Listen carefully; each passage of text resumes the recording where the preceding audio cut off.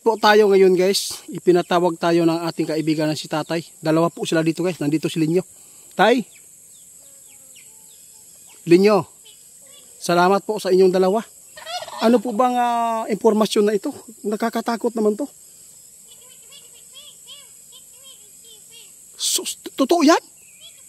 Guys, grabe. Tay, grabe tong paabot ninyo.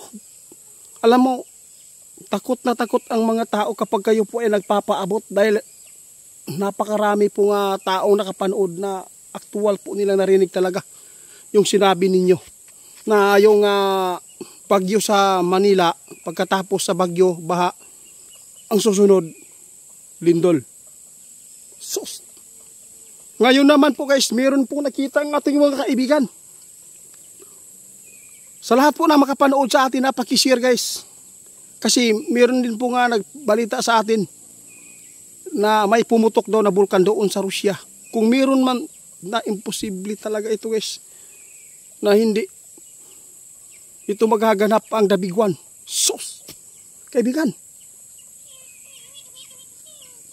gaano ba kadelikado ito pag magkaroon talaga ng tsunami ngayon?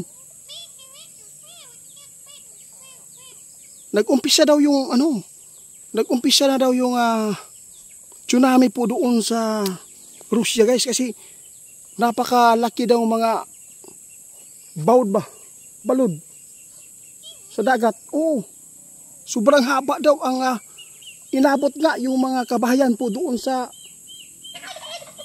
malapit sa dagat, yung mga bahay nila ba.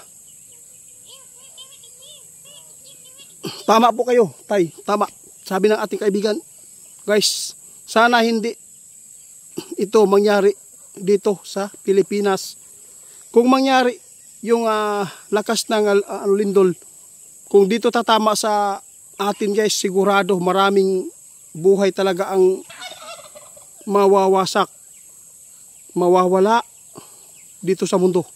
Kaya sa lahat po ng mga makapagpanood sa ating video, sinabi na po lagi namin na likasan po ninyo ang mga tirahan nyo dyan sa malapit sa dagat. Dahil po doon magsisimula ang malaking problema sa inyong buhay. Kaibigan, salamat po sa inyong dalawa. Salamat po sa inyo, Tay. Grabe guys. Ito po yung tandaan nyo guys, sinabi ng ating kaibigan ngayon, yung Dabiguan guys. Dili gilagide magdugay. Kung magpapatuloy itong lindol na to guys, kung meron pong mga malapit po sa mga lugar na nagkaroon po ng pagyanig, kung masigundahan ito guys ito po yung tandaan po ninyo, sabi ng ating kaibigan, kung masigundahan ito na ganyan kalakas na lindol sa Rusya, kung tatamaan po yung Japan, kung sino po yung malapit-lapit dito sa Pilipinas, posible tayong madadamay.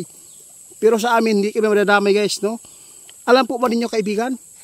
Grabe, pinapangalanan po guys, ang delikado. Davao, masali po daw sa tsunami.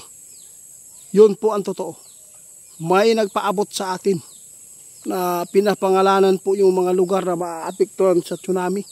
Davao sali, kasi malapit po yung malapit po ang tubig dyan sa city nila.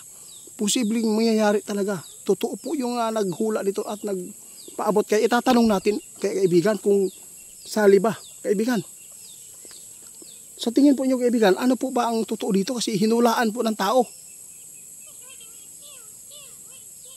Naku po. Sa totoo lang guys, sabi ng ating kaibigan, totoo po yan. Maapektuhan din ang Davao kung sakali man na bumigay po yung malakas na lindol at saka yung tsunami na sos. Grabe to, nakakatakot to kaibigan. Hindi ako makapaniwala na nangyayari agad ang inyong hinuhulaan. Pagsabi po ninyo noon, pagkatapos ng bagyo sa Manila, ang susunod nito lindol.